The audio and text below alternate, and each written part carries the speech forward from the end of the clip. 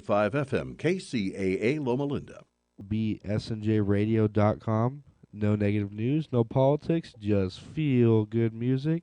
And our man, Secondhand Sam, up at Second Chance Thrift Store next to USA Subs on Yucaipa Boulevard. There you go. And tonight we have a special guest. He's a man of many traits, a jack of all trades, I should say. Jay Kasai, right? That's how you pronounce it? That's how you say it, man. Yeah, there we go. Just give a little background about yourself and why you're on the show. Man, I don't know where to start. Long story short, I know a lot of people through a lot of different things I've just done over the several years I've been out and about being a creative. And last week, you guys' guest was actually one of our greatest supporters of a podcast I used to produce and host. And he moved out here to the Inland Empire because he heard my podcast. That was how he discovered the Inland Empire existed. And since then, he's now made the journey all the way here. He lives out here. He's in the music industry. And I came here to support him and ran into my buddy Kyle, who knows me from my music stuff. Yeah. I've done some shows with you and stuff like that. So it just seems like everyone kind of knows everyone. Everyone's a friend Full of circle. a friend. So that's kind of the journey of how I ended up here. Okay, cool. And what do you mainly do? What's your Man, depends what year you ask about. Right now, I'm definitely honing in on music. I'm hyper focused on putting out an album called Losing Time. I'm wearing a fake piece of merch here. It's not actually something I'm selling. But yeah. It's exclusive. It's exclusive, one of one. I've sweated in it, so you probably don't want it. But yeah, so I'm focusing on the music, but I found before when I tried to do a little bit of everything, I spread myself too thin. So now I'm honing in on one thing at a time, do it well, and kind of making a bit of a 5-year plan, a 1-year plan, you know, making sure that I'm doing things with goals and a timeline set in place so that I can get everything actually done at a high level. So, You know, I'm really glad you talked about having a 1-year plan, a 5-year plan, things Yeah. like that. I think it's very important for people to have this type of stuff so they know which direction they're going to. So tell me about your plans. What's your 1 year? What's your 5-year, and so on and so forth? So the 1-year plan is honestly, I've been making music for 13, 14 years. Only put out 3 mixtapes officially. So I put 3 mixtapes on all streaming platforms. They're called Kasai Tape 1, Kasai Tape 2, Kasai Tape 3. Nice. But throughout that entire journey, I was making albums that I just didn't put out because I didn't feel like I had a large enough platform to do it yet. And I invested a lot of time and money into those albums. So I'd hate to put them on deaf ears. So I'm finally at a point now where I feel pretty confident that if I really drop something, it'll make noise, it'll get to the right places. So in this next year, everything I've made over the last decade should come out in some facet.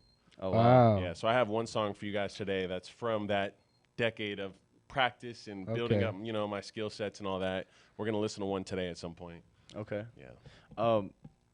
Losing Time. Why'd you make that? What is that about? So I have this philosophy with music that I don't want to make something that's already being made at a high level by someone else because, to be honest with you, my dream is not to make a living just doing songs. You know, it's not my ultimate.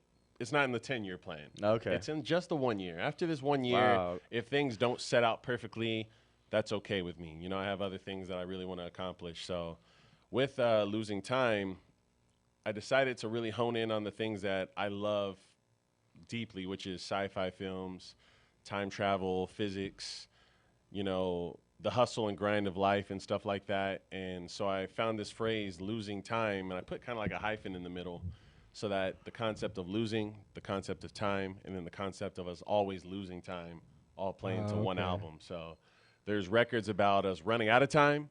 There's records about how we have like anthem songs like I'm never gonna lose, you know, stuff like that. And then we've got literal records about time travel, Wow. all honed into a hip hop record. So it's pretty crazy. Wow, that's pretty hot. Yeah, it's crazy. There we go.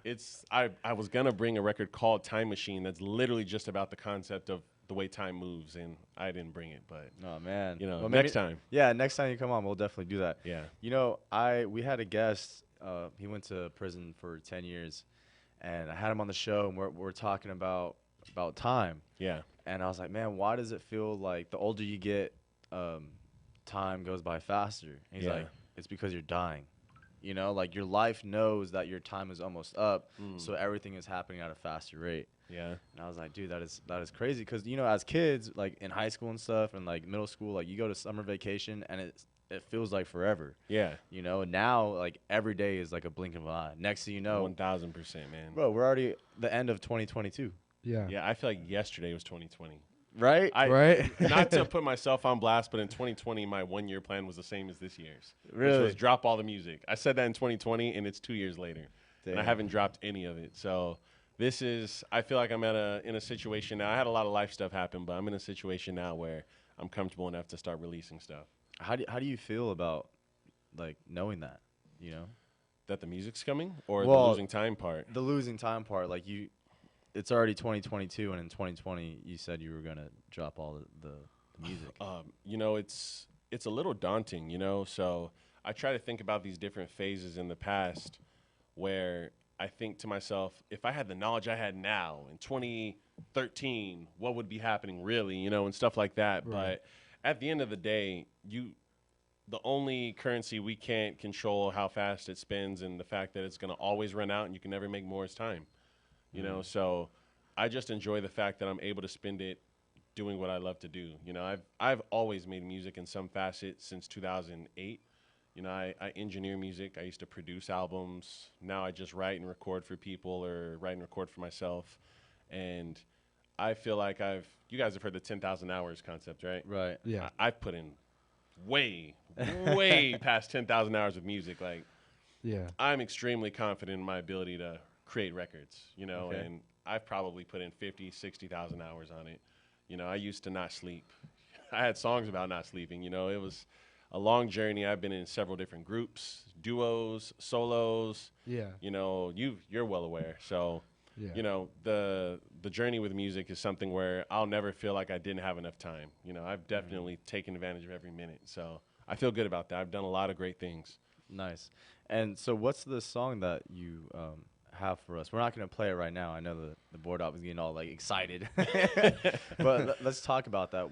Why'd you choose this song, and what is it about? So there's it's going to kind of feed into how I was telling you I spread myself a little bit thin. So I've written my entire discography down probably about 6 years ago. All the albums I was going to make and put out are on a piece of paper, and I've only put out 3 out of 9. And so I have 6 more. Some of them are duo projects, some of them are group projects, some are just me. This record in particular is from I've been in this group for the last, it's 2022, so about 8 years now. I've been in a group with about 5 other guys, and it's called OE, or Over Everything is what it stood for. And all this time, everyone knows us for the most part locally, at least one of us, and we've never put out a group project ever. And me and one of the other members, his name's Cam Archer, we were just talking through text message, and another group that's even older than ours were online, and the guy posted, "Wow, we finally got our group album done." And Cam messaged me and said, "If they have a group album done and we don't, that's a shame." And I said, "Okay, well then what are we waiting for?" You know, so all of us took a week out of our time, 7 straight days. No one did anything. We all camped out at a 2-bedroom or a 3-bedroom, 2-bath condo in LA, and no one did anything but make music. And we made 25 records, and every single record is Solid, lights out, huh? solid, man. It's so hard to trim it down, so hard, because all of them are like our babies, you know. Like one I really focused in on. There's a time record on there because I was in that mindset. There's all kinds of songs on there, but this one in particular, I called out to a good friend of mine. She sings, and I brought her in. And then my favorite style of music is it's kind of like dancey hip hop, like K-Tronada type stuff. I don't know if you've heard that, but it's a K-Tronada type record. And me and Cam are going back and forth completely free. You know, it's not like you do this half, I do that half. It's 1 bar, 3 bar, 2 bar, 5 bar, and we're just tag teaming back and forth the whole record, and it's super high energy, and it's a good example of that whole group project coming while I'm also doing the Time record, and I'm doing my final record, and I have a duo album with a close friend of mine, Sonny Babel. Yeah, he was that's on coming here. as well. So all these albums are like, I'm like, how do I fit these in a calendar year? But, you know, so this record is just an example of some stuff that I've been cooking up, and no one has ever heard it except for the people that were in that camp. So This will be Oh, its. wow. I had to call in the engineer from that camp and get the record cleaned up. There was one bad word on it, so Oh, we took man. it out, and so it's all good now. That's crazy. So I follow Sunny Babel like on social media, Yeah, and recently he posted a video. It was like 3 a.m. and like he's Yeah. still like working on his music and stuff. Yeah. And you can just tell like he's so exhausted, but like Mm. he just loves what he's doing. yeah. That He works. yeah, bro. And it's like, where's the sleep? He don't need it. You know what I mean? I mean, for my birthday, we all blocked out a day. Me, Sonny, all his crew, some of my crew, we all rented out a building in LA, and we just made music for like 12 hours straight. And that's what we did for my birthday. You know, What? like that's how into it we are, you know? So that's kind of been my new thing now is I used to just sit home alone, write all my songs, mix all my songs, produce all my songs, do everything alone. And now I'm addicted to the group environment, like having Yeah. the creative juices flow and having no distractions, nothing else to do. We barely even leave to eat pizza or something, you know. We just work on the record. So I that's good. I read this book this morning actually because I'm a little social butterfly. I like socializing. I think it's good for like brainstorming and getting new ideas. Yeah.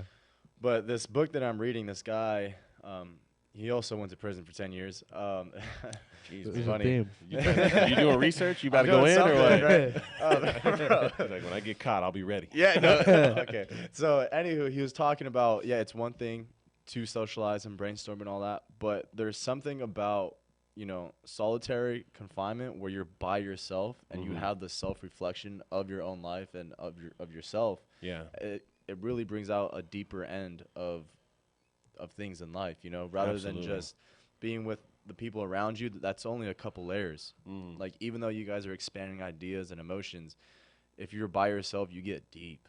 Yeah, And I that 1,000% agree. and that self-reflection is something that, you can really see yourself, Mhm. And so, I mean, it's really, I think it's a great idea that you guys come together and do all this crazy stuff. Yeah, man. It was a really interesting experience for me because probably from 2008 to 2013, I essentially, even if I was on a group song, I'd go to the session with the whole group and I would help make the whole record. And we'd always leave my spot empty.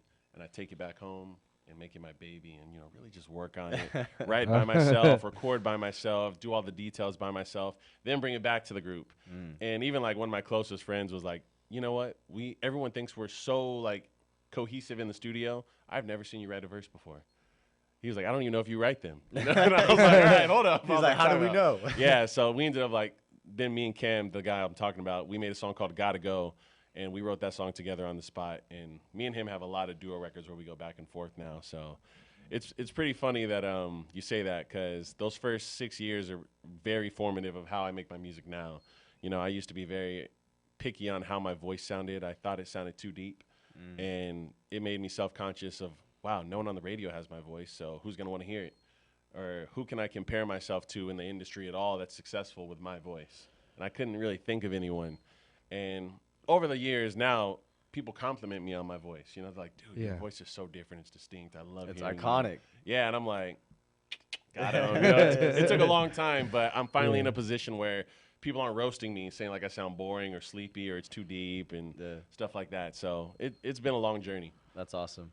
It's just 15 minutes past the hour, you guys. If you guys are just tuning in, you're listening to Whatever Works on KCAA. I'm Sam Works. Kyle Kerrigan. Jake Asai. And tonight we're going to be talking about just Jay's life and all his ambitions and stuff. We just got done talking about his 1-year plan. He has a 5-year plan and a 10-year plan. One of his things that he's really big on is time. And so right now he's wearing the one and only Losing Time jacket. If you guys There want we to go. see this, you guys can go to kcaaradio.com, watch us live, or you guys can tune in on the radio if you guys are not listening on the radio. That's I know right. some people are using the website, some people are on the station right now. But if you are, it's 106.5 FM and 1050 AM. So we're just talking it up, chopping it up. I know Jay is affiliated with a lot of people that we had on the show previously. We're talking about Sunny Babel. And I brought up that how he was up at 3 a.m. making music. And what I was wondering is, because of like the lack of sleep, what does that typically make your music better or worse, you think? Because I know your mind starts to, go through this different path of like Absolutely, of man. lyrics and sounds. I'll tell you right now, you can ask anyone I know who writes music will tell you, once like 12, 30 hits, creativity just rockets out of you. You just become a different beast. You know, you write everything comes easier after midnight. It's just Okay. what it is. I don't know why it is, but there's something about the middle of the night, the peace, the world is quieter, the energy is able to release, you know, and I'm able to just go crazy. And it's unfortunate that I get tired sooner now because I'm older. But I used to make music until 4 or 5 in the morning daily. You know, every day I did it. And, you know, my buddies would come over. We're at my parents' house, blasting music till 4 in the morning. Oh man. It was a journey, man. But, yeah, we made so many records. And, you know, now I'm able to kind of hone and channel that energy and try to replicate it during the day. And I think that's part of maturity as well, you know, is trying to figure out what it was about 12:30 at night or whatever it is that made you want to make music so much more and trying to find a way to do that all the time. So I've created an actual creative space for myself now where there's the right lighting, the right plants are in the room, the desk, the flow of the room, everything is easy. So there's not any hurdles or objectives that are just stopping you from just creating. And I think that's really important. Like imagine if every time you came in here to do your show, all the microphones were in the closet, all the cameras were next door, you know, you'd go like, man, I don't even want to get the cameras today. Right. Now you come in and everything's almost pretty much in position. You go, let's get rolling, let's go, you know, so. You're already in that Yeah. flow state. Exactly. So you're trying to just enhance the flow state every time you work on music. So that's why sometimes it's nice to go to a big building where it's made for music. And other times maybe you have a space in your home where you just work on the music, so. Now, is that what you typically have? Do you use your home for the music making, or do you guys have like a building, or what do you guys do? It's very funny. You know, probably everything I've ever put out up to date, I made at home. Every single vocal I recorded in a garage when I used to live with my parents and stuff like that. And obviously I don't live there anymore. So I built a studio at home, but the funniest thing is I haven't released a single song I made in it. Everything I've released up to date now, I made at my friends' studios or ever since, like I told you earlier, now that I'm being more social with my creative process, all of my music out now I recorded it somewhere else. I was on Curtis King's new album. I went to his place way down there. We recorded there. Anything with Leo, Nabi, and Cam, Sunny Babel, I went to their studios and worked there. And even my little side songs I'm working on, I do them in other places. So. It's been weird. It's not on purpose. It's you guys just made me realize that now on air that I haven't really put anything out from home. So, yeah it's kind of funky. Do you have any questions, Kyle? Yeah, so I've known you for about 7 years now. Yeah. That's crazy, for one. From when I first saw you on stage in about 2015 to about now, how much have you changed, do you think? Dramatically, man. So, you know, probably the first half of my journey, I didn't even perform on stage alone. You know, I'd have like a hype man or a group, or I'd do all my feature songs. You know, just I don't really know why it is, but it was just one of those things where because I have a deep voice, I was self-conscious of the clarity of my performance. So I don't perform over my vocals. So it was like this catch-22 of like perform on my vocals or get clear. Yeah. And so I'd perform with my buddies and try to just maintain the energy. And now I'm the total opposite. I don't bring anyone on stage at all. Yeah. I'm completely solo. And you probably know this from the later years, but you know, now I'm extremely clear. I've mastered my sound on the stage, and I'll perform a record that I'm the only person who's heard it on earth, you know, and I'll perform it like it's for a stadium, you know. So that's probably one of the main things. The other thing now is probably similar in that all of my music now is a lot more polished. I write for the stage sometimes, and I don't write songs because I think that's what people want to hear. I just write what I want to make and then perform it for people, and hopefully they learn to love it. So, from a stage manager perspective, I will say that your stage performance is a benchmark. Yeah? Yeah, honestly. And just having all these different artists come on, bringing different people from all these different areas, your music does really stand out. I appreciate that, man. And so, yeah, I'm just excited to see what you got going on next. Man, I'm so excited for you to hear it. I can't even describe how excited I am because I made those first 3 KCAA tapes specifically just so that people go, oh, he makes music. Cool. Like, you know, I didn't want it to be one of those things where I'm like, this is the album. And people are like, you rap? You sing? Like, you know? So those were mostly to just let people know I can do it at a high level. And I did a lot of those records by writing, to other people's instrumentals, and then we go in and reverse engineer the entire song to be an original record. So, for Yeah. example, let's say a Jeezy record came out, and I just loved the beat and the record. I'd go, I'm going to write to that. I'm going to make my own version. And I'll do that. Then we'll take the vocals and all my performance into the studio with Ogosh Leotis or Nabian, and we turn it into an original record, different instrumental. Maybe I'll change the flows, write a different chorus. And those are the Kasai tapes, where Yeah. mixtapes are okay. traditionally you rapping to other people's beats. Yeah. I put them out as albums, but they're called tapes because I'm really referencing other people's songs. Okay. And if you have a really good ear for hip hop, you'll hear it in some of the records. Yeah. I even named some of them after the song they're based on. So, Yeah. but the albums are from scratch. Every guitar riff, half of them have live instrumentation. Most of it is extremely live oriented. So, it's different. It's different. Yeah, definitely. Do you make your own beats? Not anymore. I used to. From 2010 to about 13, I produced all my own music. And my closest friends some of them are Nabian and Ogosh Leotis. And not to name drop, but these guys they've produced for, Kanye West, Drake, OT Genesis. These guys, you've heard them on the radio and you don't even know it. And they live 10 minutes from here and stuff like that. They're from San Bernardino. Yeah. And I was like, why am I producing? These guys are the elite on earth. They're the best producers I've ever heard. Like, if I made a top 10 producers list I've ever heard, they're in it.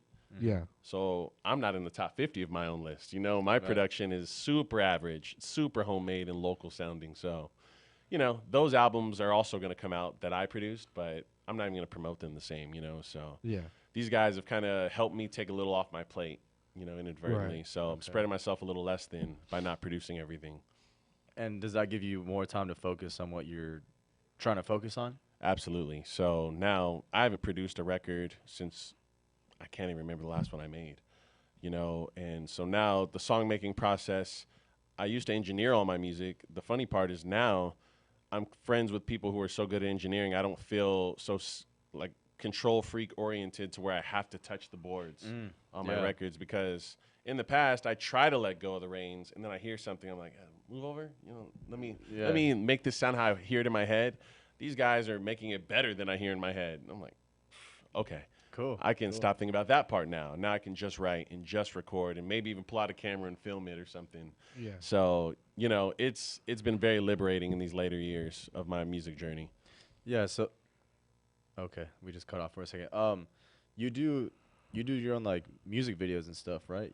Video production. Yeah, I do video production, and I went to college for film, radio, and television, and I did like a 3-year program.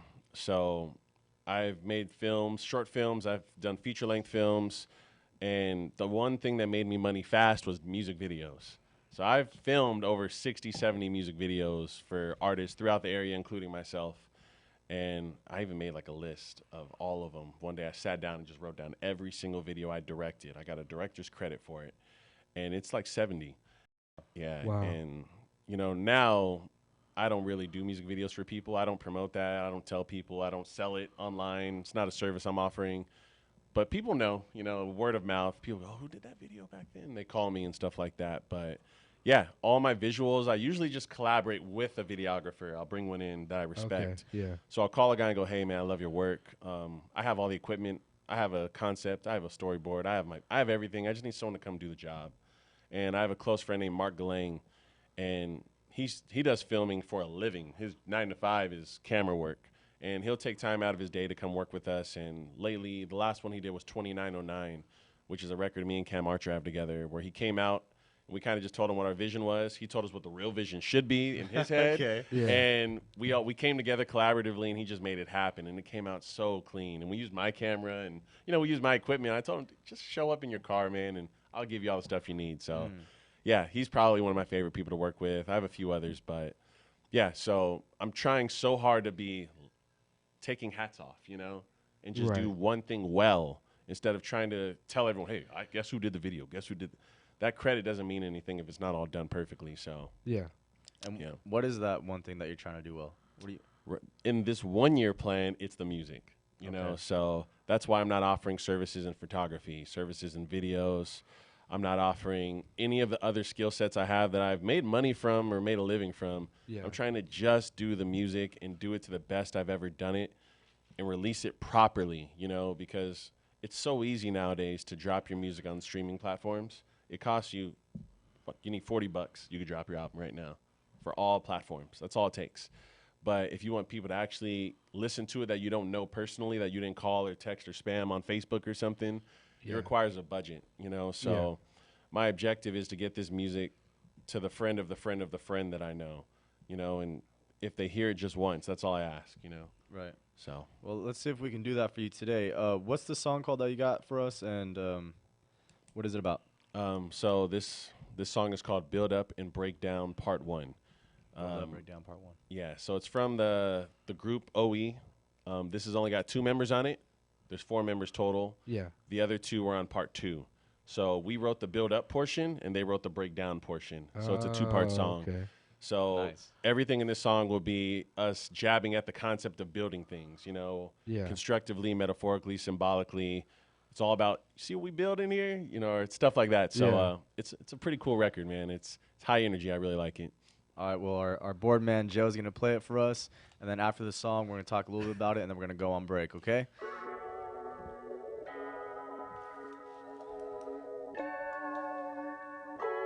Yeah. See what we building, compound bounce before going to ceiling. Revealing the children, my skills like tilting a million the times that I feel like the Williams. Serena or Venus? Venus, I mean, but Either way, serve over nets for my kingdom. We come from plates packed full of that free lunch. because living in apartments to starting partnerships. We didn't start with this from pushing cars and shit. Right by the gardens, they burn over my garments till we're regarded an author with consequence. Who knew one day I get to charge for this? If God permits, the guys can win from building bars to becoming an architect. I mean, Common steps led to a larger blessing. Feet up on Olympus steps, that's on everything. if you need me to do it, then say so. If you need me to move it, then say go. If you need me to build it, it's Play-Doh. I'm the reason it's built like Play-Doh, Play-Doh. I got you, yeah, I got you. I got you. I got you, yeah, I got you. I got you. I got you, yeah, I got you. I got you. I got you, yeah, I You got know you. that I got you. Hey, Ken, this is built from the dirt. I know, and make it perfect when I pull off his skirt. Gotta go, my dust cluttering and they say a throw. The purveyor of cadence inflated the bed in this home. But hold up, I backflip on mattress, I'm holding my own. If they sleeping, they wake up to greetings from views on my moat. The motive was float until my backyard was the coast. The beach, I mean the keys, I need the keys. The dreams I see in the teens is me. I breathe a lead, the streets are me. And man, I can't believe it's that I made it to this. That they paying for this, and I'm taking the risk. They gon' say it's a trip, you gotta fly No compromise, provided alternatives. Drives hitting new heights, earning superlatives. New earnings, beats burning. Just calling, you can put me on that phone right now, yeah. If you need me to do it, then say so. If you need me to move it, then say go. If you need me to build it, it's Play-Doh.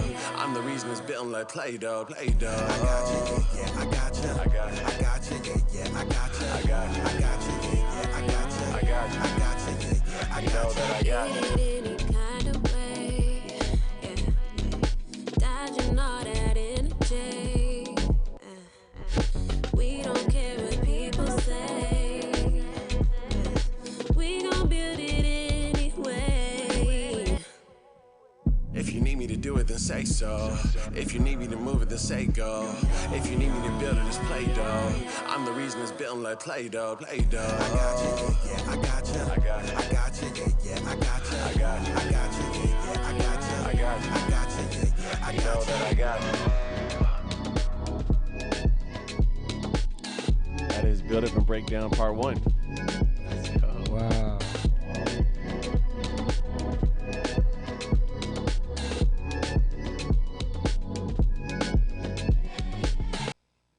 Dang, dude, I like that. That was Wow, good. there we Yeah, go. appreciate it, guys. Appreciate it.